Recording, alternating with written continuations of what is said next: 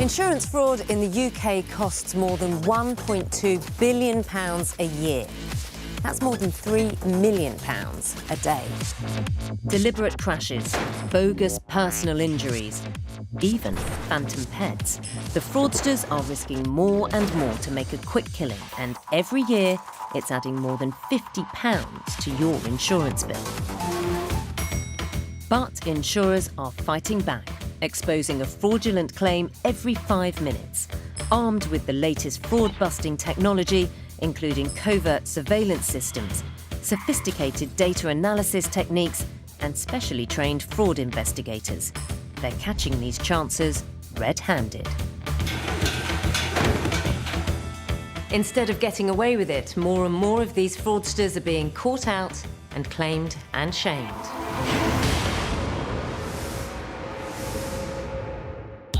Today on Claimed and Shamed, the lies of a factory worker claiming £90,000 for an accident at work are exposed when his bosses reveal he wasn't even on site. Who sent home because he was intoxicated? As far as his employer was concerned, this accident had to be a fraud because he simply wasn't there when he said he was injured. A driver who tried to get away with claiming for old damage to his car after a minor bump with a lorry is caught out on camera. Evidence from the CCTV from within the car park, which clearly showed that the vehicle was parked hours earlier in the day in the same spot, showing all the pre-existing damage to their vehicle. And a cabbie who concocted a claim after a prank is told by a judge to cough up thousands. I think that when claimants bring claims like this, they expect that they will receive payout without question and don't anticipate that a harsh stance will be taken.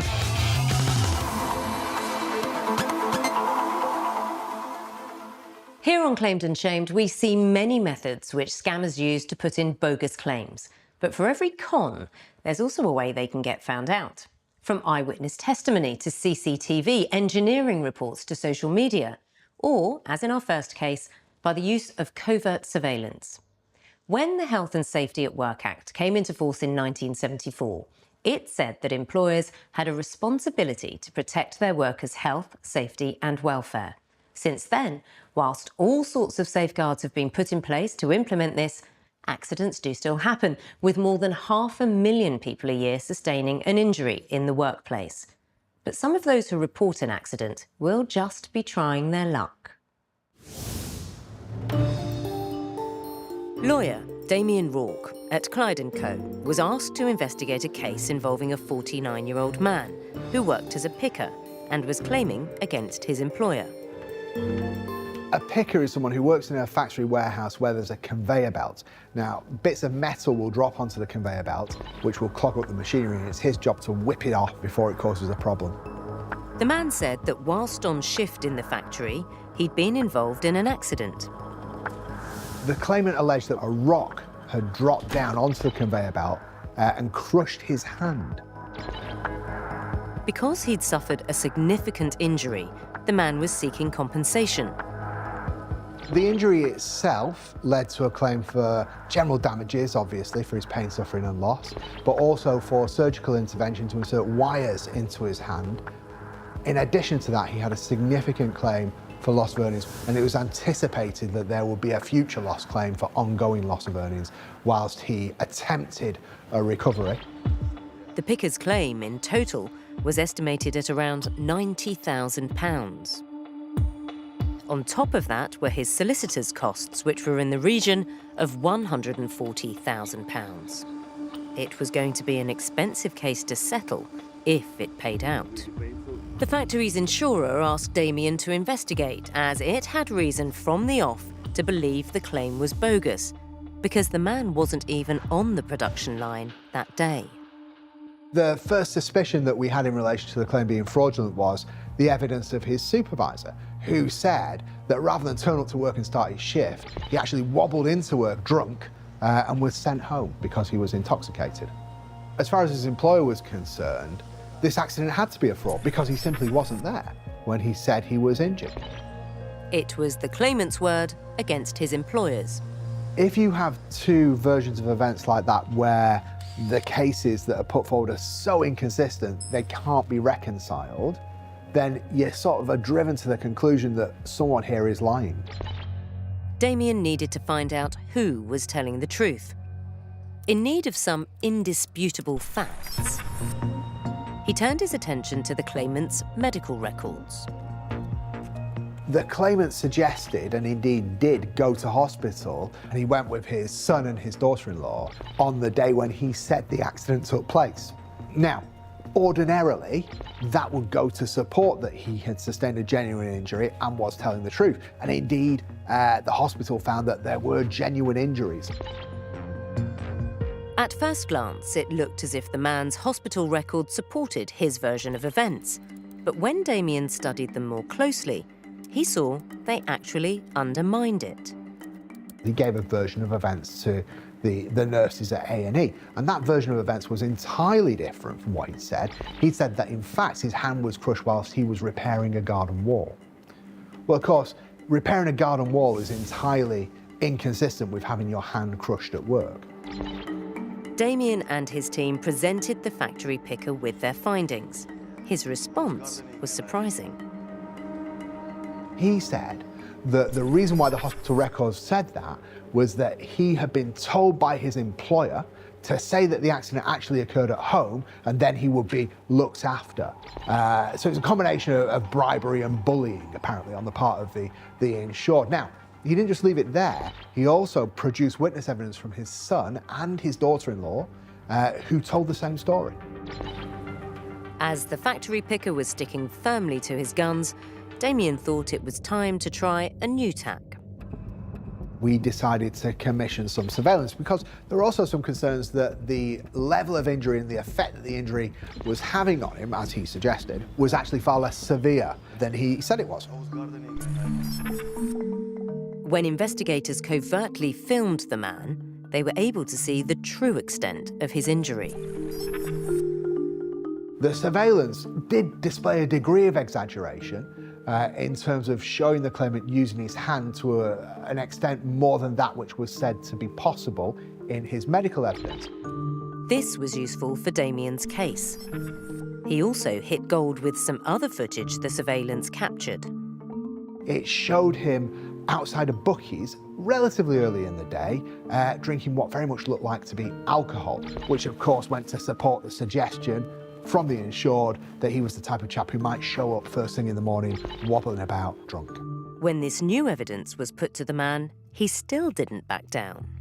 He effectively shrugged and said, look, there's nothing wrong with having a drink. I just got off a plane from Slovakia and I was having a drink with my pals. Despite the factory picker's protestation, Damien felt this footage was the ace up his sleeve. When you have these two super contrasting versions of events, it's really difficult for a judge to decide which one is correct. So he'll look for the facts around that to decide which is the right version. So the contents of the medical records, they were certainly helpful, but there was an explanation for those. The surveillance again goes to build up that picture that perhaps the story that's being told by our insured is the true one. Even in the face of the evidence Damien had built up against him, the factory picker still didn't drop his claim. So the case proceeded to Central London County Court, where, on the day of the trial, the man arrived with an entourage. Astonishingly, the claimant was able to persuade his son, his daughter, and his daughter-in-law to attend court and give this fantastical version of events of his support. They confirmed to the court under oath that his employer had concocted this incredible conspiracy to persuade him to lie to the hospital when he went there. It was complete nonsense, obviously. The judge wasn't buying it either. The judge was spectacularly unimpressed with the claimant evidence and the evidence of his family, actually. He found that their case was riddled with inconsistency, and he found that it was fundamentally dishonest. The factory picker's case had well and truly collapsed. His claim was dismissed, and he was ordered to pay £40,000 in costs. His details were also uploaded to the insurance fraud register, which will make it harder for him to get insurance and take out financial products in the future. Damien says justice was served, despite the factory picker's protestations. The claimant in this case has, to this day, maintained that his story is true. Of course it isn't, and he's been caught out, but he continues to say that, in fact, he was injured at work.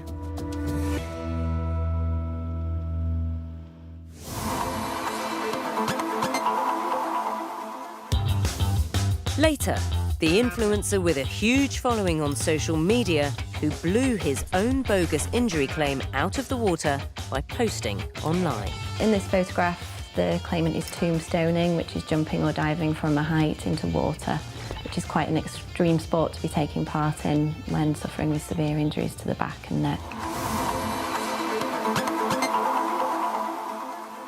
In our next case, it was CCTV evidence that exposed a dodgy claim made against a lorry. There are around 500,000 licensed heavy goods vehicles, HGVs, here in the UK. Drivers must undertake expert training and obtain a heavy goods vehicle driver's licence before they're able to hit the road. However, accidents can sometimes happen in these unwieldy beasts, and that's where specialist insurance companies step in. Direct Commercial is one such company. It provides cover for a range of commercial motors, offering products such as fleet insurance to haulage operators. The company works closely with its customers so that, in the event of an accident, drivers know what steps to take. We spend a lot of time with our policyholders, working on them collating as much information from the accident scene as possible and then getting it to us at the early stage. We have a lot of dash cam footage in a high number of our policyholders' vehicles, plus they will take photographs from the accident scene. Carl Cripps is the company's claims director. He was passed a case involving an HGV driver who followed procedure to the letter after an accident. Our policyholder, whilst delivering to one of their customers, unfortunately reversed into a parked BMW, causing minor damage. Our policyholder said there was a glancing blow to the third party's vehicle and provided us with photographs showing that there was minimal damage to their own vehicle. As well as taking photos, the HGV driver also exchanged details with the owner of the car. Our policyholder was very apologetic at the scene. It was obviously unintentional to scuff the vehicle. He thought he had sufficient room. He admitted responsibility, provided our details so that the third party could get the damage repaired. The HGV driver had swiftly reported the accident and let Direct Commercial know that he could see the car had already been badly damaged before he'd hit it. Carl and his team then attempted to contact the car owner to offer assistance, but they got no response, which was unusual. For a case of this nature, we would normally expect to hear from the third party very quickly after the accident if we haven't managed ourselves to contact them. Eventually, the car owner did get in touch, 14 months after the accident. He submitted a claim via his solicitors in the region of £18,000. Around £4,500 was for the damage to his car, and around £13,500 was to cover credit hire charges for a replacement car. Carl was surprised to receive this hefty claim. When we have a minor damage claim like a scuff, you would imagine a small repair cost, and whilst the vehicle is in for repair, you may see a day or two credit hire or courtesy car if we ourselves intervene. So to receive a claim for such a high figure at so many months after the claim was a shock to us. It wasn't just Carl and his team who were startled by this turn of events. The company which owned the HGV wasn't best pleased either. Our policyholder was very disappointed to receive a claim of this nature. They work hard to do as best they can to keep premiums to a minimum, so to get this type of claim in was very upsetting and distressing for them, in that they immediately then wrote to us so we could then start our investigation process. The repair bill for the claimant's vehicle was far larger than Carl would have expected, especially as the HGV driver said he'd only caused minimal damage to the car. Plus, he'd taken a photo at the scene, which showed his own vehicle had only sustained minor damage in the collision. Hoping to get to the bottom of this conundrum, Carl scrutinised the paperwork submitted in support of the car owner's claim. Our suspicions were raised when we reviewed the repair invoice and could then see that a large part of the claim was for the pre-existing damage which had not been caused by our policyholder scuffing the third party's parked vehicle. Carl was confident that there was existing damage to the car, as the lorry driver had reported it straight away. And he strongly suspected that the claimant was trying to get insurers to foot the bill for repairs that hadn't even been caused by the HGV. But when it came time to prove it, the two drivers' accounts were pitted against each other. All this changed when Carl rang the haulage company to discuss the matter. They were able to present us with evidence from the CCTV from within the car park, which clearly showed that the third party's vehicle was parked hours earlier in the day in the same spot, showing all the pre-existing damage that had occurred to their vehicle. The vehicle was parked there at just after 9 in the morning. Our policyholder had collided with their vehicle in the afternoon. It was clear the HGV couldn't possibly have caused the damage in the afternoon, as it had already been captured on camera that same morning, before the lorry went anywhere near the car park. The footage showed a heavy dent to the car's passenger door and damage down the side. The outcome of this case was now a no-brainer.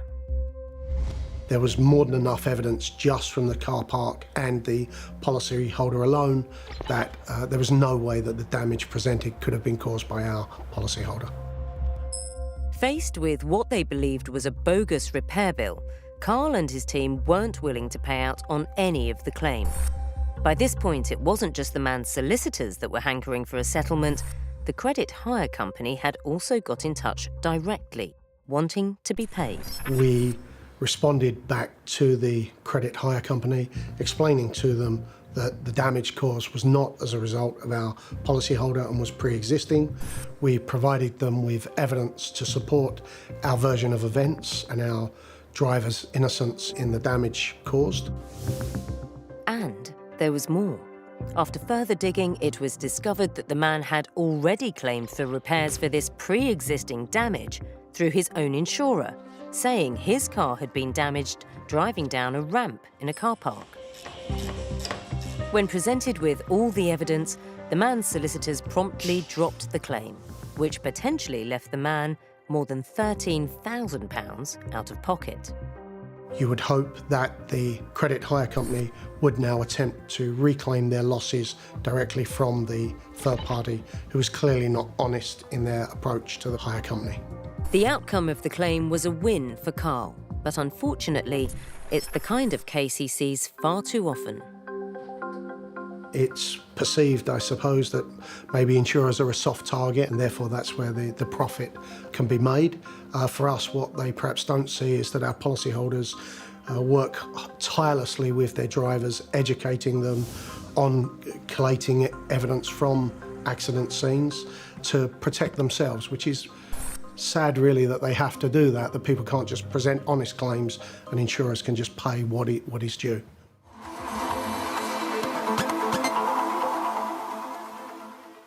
Following a genuine collision between two vehicles, some unscrupulous people will try to inflate their claim, but they're likely to come unstuck, as expert engineers can tell exactly what damage had been caused. In England alone, there are more than 250,000 licensed taxis and private hire vehicles. With that number zipping up our lanes and nipping down our streets, it's no wonder the odd accident will happen. But in our next case, the cab in question was parked and stationary when it was involved in a collision. Rebecca Houghton is a lawyer at Plexus Law, where she handles cases on behalf of some of the UK's biggest insurance companies.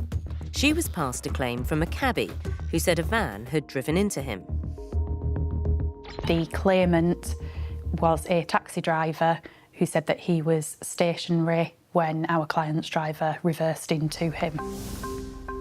The client's driver said that they had been reversing at very low speed, less than walking pace, when he heard the taxi behind sound his horn and felt a very slight contact between the two vehicles.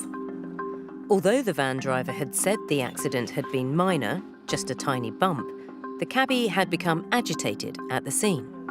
The taxi driver got out of his vehicle and started shouting and remonstrating at our driver and pointing to a small area of damage just on the plastic bumper. Following the incident, the taxi driver asked the van driver's insurance company for £1,100 to cover the repairs. To support his claim, he supplied an engineer's report outlining the damage to his vehicle. The insurer settled with the taxi driver and thought that was the end of the matter. But it wasn't long before he was back in touch. He brought a claim for personal injuries, saying that these had been sustained as a result of the contact between the two vehicles. The claimant claimed to have sustained severe lower back pain, which was persisting 3 months after the accident. The taxi driver was also seeking reimbursement for physiotherapy treatment and for the cost of the engineer's fee for inspecting his vehicle. Altogether, this came to around £10,000, a substantial sum. But Rebecca and her team had doubts about paying out. We were concerned with the claim for injury, given that the client's driver said he'd been reversing at such low speed and that there wasn't any damage to the back of the vehicle. The taxi driver had already been paid more than £1,000 for the damage to his cab. With worries now raised about the validity of this second, larger claim, Rebecca felt it was prudent to go back and re-examine the damage to the taxi to see if it had really been caused by the van. We instructed a forensic engineer to compare the damage to the front of the claimant's vehicle with the profile of the back of our driver's vehicle. What the expert concluded about the marks on the taxi was damning. The forensic engineer decided that they weren't consistent because the damage to the taxi was much lower than the back of the client's vehicle. And that wasn't all the expert had to say. In addition, the forensic engineer concluded that the contact between the two vehicles would have been so light that it couldn't have caused any movement of occupants within those vehicles. This evidence confirmed Rebecca's suspicion that the taxi driver's personal injury claim was bogus. If the bump hadn't caused him to move in his vehicle, there's no way he could have sustained severe back pain from the impact. By this point, the taxi driver, eager to get his payout, had started court proceedings. So Plexus was granted access to his medical records, which made for interesting reading. The claimant's GP records showed that he hadn't attended following the accident with any complaints of any injuries. This was highly irregular. Surely, if the taxi driver had been badly hurt, he'd have sought medical attention. His GP records also showed he had a long history of back pain. So was he just trying to cash in on an old injury? As part of the preparation for trial, the taxi driver had also gone for a medical examination. The notes from this provided more fodder for the defence. He admitted that he had been in a previous road traffic accident and sustained whiplash injuries 8 months before this accident. He denied having any previous back pain issues, though. By the time the case finally reached Bradford County Court, yet another discrepancy in the cabbie's story was disclosed. The claimant said that as a result of his severe back pain, he was unable to work full days and had to work half days for the 6 months following the accident. This was inconsistent with what was recorded in the medical report, which said that he had had no time off work and no reduced hours. The taxi driver did end up coming clean about one thing in court that he'd previously denied. At trial, the claimant admitted that he did have a history of previous back pain, despite his medical report saying that there was no such history. The claimant tried to explain this by saying he had never been asked about past medical history or back pain.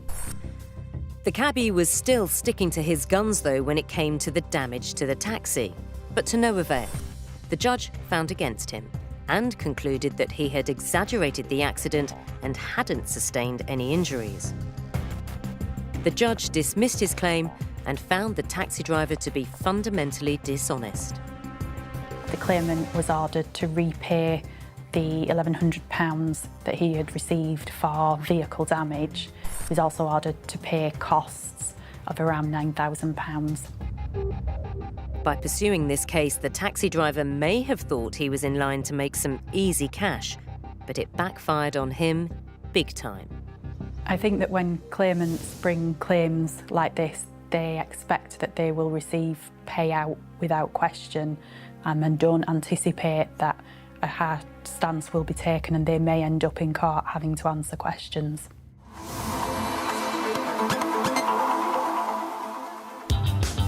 Still to come, a motorcyclist who faked an accident with a taxi has the brakes slammed on his claim when an eyewitness with impeccable credentials comes forward to give evidence.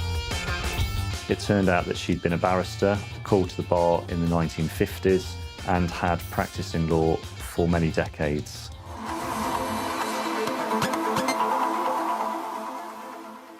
Nearly 60 million people in the UK are active on social media. For many, it's a great way to keep in touch with family and friends. But others who share every little detail on social media as a way of life should remember that with every post, they're potentially handing valuable evidence over to the insurance investigators. Our next case features an online influencer who was very active on his socials. The claimant was a male in his 30s with quite a large social media following. When he started court proceedings against an insurance company which was suspicious of his personal injury claim, lawyer Samantha Sagar at Horwich Farrelly was asked to defend the claim. The case had started with a road traffic accident. The claimant reported being involved in an accident in June 2020. He was driving along an A road when another car approached and undertook his vehicle, colliding with the front passenger side. The driver of the car that had overtaken on the inside admitted the accident was their fault, so the insurance company quickly paid out for the damage he'd caused to the other car. The insurer believed the case was done and dusted, so it was a huge surprise when the claimant reappeared months later. He was now saying he'd actually been injured in the accident. We received notification of the claimant's personal injury claim 13 months after the accident. He claimed to have injured his neck, shoulder, right hand, and said that his lower back was really stiff. The team at the insurers set aside more than £13,000 to cover the man's claim and legal costs. Although there was no rush to pay out, as there were immediate concerns about his case. It was suspicious to receive a claim for injury 13 months after the accident had occurred with no reasonable explanation for the delay. It soon came to light that the social media influencer hadn't just been tardy in submitting his claim. Strangely, he hadn't rushed to see a doctor after the accident either. It was unusual that the claimant had not sought any medical attention from either his GP or a hospital after the event. That was suspicious, particularly as he was reporting that his injuries were severe. He did have a remote GP appointment sometime later, but failed to mention the accident or any of his injuries. The medical appointment took place just 3 months after the accident when the claimant was allegedly suffering severe symptoms, so we would have expected him to mention those symptoms. Eventually, 15 months after the accident, the claimant finally told a medical professional about his injuries. It wasn't his GP, though. Rather, the doctor who was writing a report to support his claim, and apparently he was still suffering.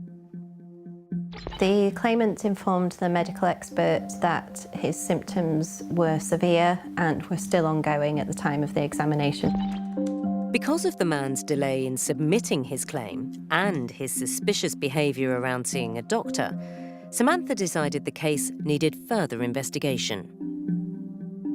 She conducted a deep dive into the man's social media accounts and, as you might expect, the social media influencer had been extremely active online, racking up thousands of likes from his followers, which, in turn, threw up a treasure trove of information for the investigators. We identified photographs on the claimant's social media profile which showed that he'd travelled there a week after the accident. Samantha discovered the claimant had gone to Spain on holiday and had stayed there for 3 months, at a time when he said he was in terrible pain. He had reported to his medical expert that his symptoms were severe at that point, so he was suffering with severe back and neck and right hand symptoms at that time. His injuries hadn't stopped him from having fun. There were various photographs that showed him taking part in quite extreme activities.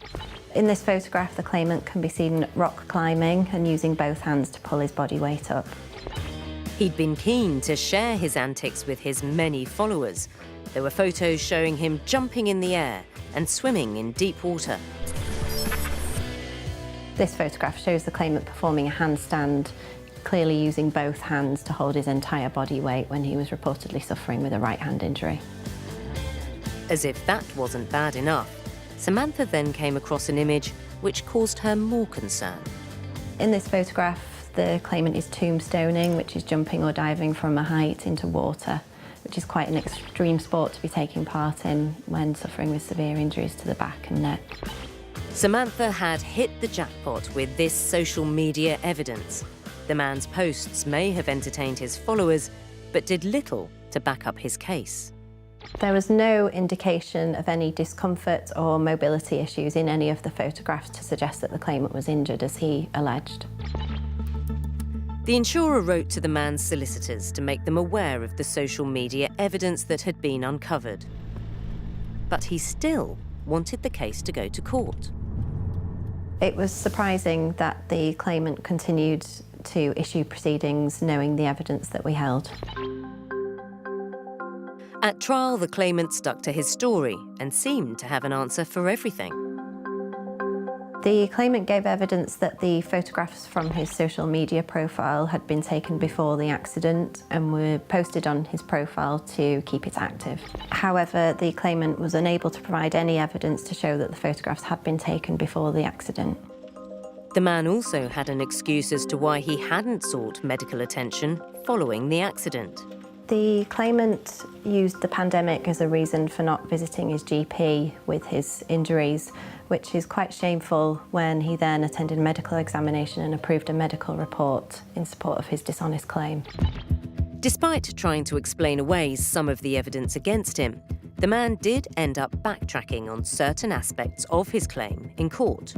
At trial, the claimant admitted that he had not had any back pain symptoms after the accident. He also confirmed that no part of his body had made contact with the interior of his vehicle. The judge was not impressed with the social media influencer's performance in court. The judge concluded that the photographs showed somebody who was active and capable of doing things, and that there was no innocent explanation for the discrepancies in his evidence. The judge dismissed the man's claim, found him to be fundamentally dishonest, and ordered him to pay back costs of more than £4,000.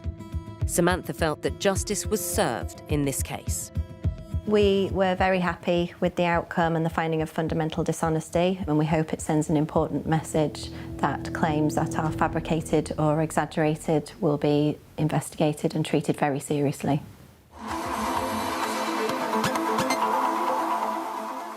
On our busy highways, motorcyclists are among the most vulnerable of road users. An average of 6 riders a week are killed in collisions, and more than 100 are seriously injured, with the most common reason being that the other driver failed to look properly. However, The motorcyclist in our next story used that reason as an excuse to try to make a very dodgy claim. What he didn't bank on were eyewitnesses coming forward to say what had really happened. Lawyer Anthony Carrington works in the investigation department of Flint Bishop. He was asked by an insurance company to look into a case following a collision between its policyholder and a motorbike. This accident occurred when a motorcyclist was overtaking a bus and car on a busy A road. Our insured driver was a taxi driver collecting a fare-paying passenger from a supermarket. The biker claimed the cabbie didn't see him. The motorcyclist alleged that the taxi driver was edging out of a junction on a supermarket car park and that the taxi negligently collided into the motorcycle. The motorcyclist says that he was then thrown to the ground as a result of the collision. He then reported that the taxi driver became confrontational. The taxi driver got out of his vehicle and spoke with the motorcyclist. The motorcyclist accused the taxi driver of being rude and aggressive towards him. The motorcyclist also claimed the accident had left him with a wrist injury as well as a broken bike, both of which meant he had to take 2 weeks off from his job as a food delivery driver. The claimant's claim was assessed at around £15,000, including a £2,000 injury to his wrist, over £11,000 for a replacement vehicle, a claim for recovery and storage of the bike from the scene, as well as repairs to the motorbike. It was the figure of £11,000 for hiring a replacement bike for just 3 months that raised eyebrows in Anthony's team. This was from a credit hire company that the claimant said was charging more than £100 per day. In suspicious claims, we often see that credit hire is a major part of the overall claim, and that was indeed the case in this road traffic accident. It was time to look at this claim in more detail, starting with a statement from the cabbie the motorcyclist was blaming for the crash. And he told a very different story. The taxi driver stated that he was stationary throughout the relevant time, that he wasn't edging out of the junction, he was waiting and still, and that the motorcyclist had driven into collision with the front of his taxi. He has said that the impact was very, very minor, and that the claimant immediately dismounted his bike. He was not knocked off his bike. He laid the bike on the floor and then started taking photographs. There was something about the motorcyclist's behaviour immediately after the collision that was niggling Anthony. It's very unusual for a motorcyclist who's a vulnerable road user to dismount the bike, lay it on the ground and immediately start taking photographs in the way that our taxi driver reported. Anthony and his team decided to take a closer look at the stills the motorcyclist had taken. The photographs that we received of the accident scene didn't show any damage to the taxi vehicle at all, which contradicted the damage supposedly sustained by the motorbike. The claimant submitted engineering evidence in support of his vehicle damage claim. That showed that there was damage sustained to the right-hand side, which is the side that the claimant said he was knocked onto as a result of the accident. Anthony needed another independent account of the incident, and he had just the thing up his sleeve. The fare-paying passenger, who was in the taxi when the crash happened, agreed to give a statement. She confirmed that she was watching the traffic conditions, in her own words, like a hawk, and she saw the claimant's vehicle almost deliberately drive into the front of the taxi. She further noted very unusual behaviour from the claimant in that he dismounted the bike, laid it on the floor, and then started taking photos. It was clear that she was backing up the taxi driver's version of events. She also disputed the motorcyclist's claim that the taxi driver had been confrontational. She said there was a small exchange of words, but that was not overly rude or aggressive. Unfortunately for the claimant, this was one very reliable witness. It turned out that she'd been a barrister, called to the bar in the 1950s, and had practiced in law for many decades. The motorcyclist's story was starting to unravel, and it was about to get worse. We were also really lucky in our investigations to discover we had a second independent witness. He saw the motorcyclist overtake a bus and a car in what he described quite a dangerous manner, squeezing between a road island and the footpath as well as the traffic. He also noted that the claimant appeared to choose to lie his motorcycle down on the road and then immediately take photographs. Anthony and his team were now convinced that the motorcyclist was playing fast and loose with the truth, and possibly not for the first time. Our insurer looked into the background of the claimant, including whether he'd made any previous claims from road traffic accidents. When those searches were ran, it came back with results for 5 prior road traffic accidents in the space of just 3 years. So at that point in our investigations, we were very concerned with the fact that the motorcyclist might have been trying to contrive an accident and present a number of bogus claims on the back of that. But despite the evidence that Anthony had gathered, the biker was pushing for the case to be heard in court. Anthony felt ready to take him on.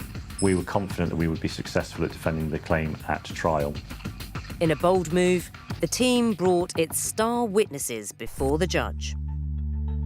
The claimant and the taxi driver both attended, and we were fortunate that the fare-paying passenger, who had been a barrister for several decades, also attended to give her evidence in person. The independent witness gave a really clear account, confirming that she'd seen quite an unusual set of circumstances, with the claimant lying his motorcycle on the ground quite purposefully, and that he immediately started taking photographs. The independent witness said she was outraged by what she'd seen and she felt compelled to come to court and give her evidence. This witness evidence had completely undermined the biker's claim. It was dismissed, and the judge made a finding that the claimant had been fundamentally dishonest in his version of events. He was ordered to repay the defendant's costs of £14,500. Anthony believes it was likely the motorcyclist knew exactly what he was doing from the start.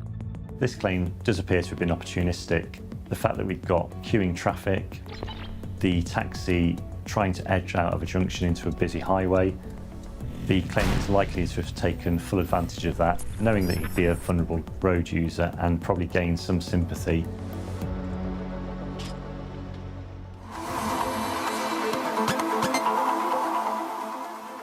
Another shocking case of deception and a timely reminder that we all need to remain vigilant to the scourge of insurance fraud. From chancers exaggerating injury to criminal gangs engineering crashes for cash, these tricksters hit us all in the pocket. Every year, insurers lose millions to these scams, and it's you, the policyholder, who ends up paying the price in hikes to your premiums. But the sheer number of thieves caught in the act sends a clear message to anyone thinking about cheating the system. They claimed, but now they're shamed.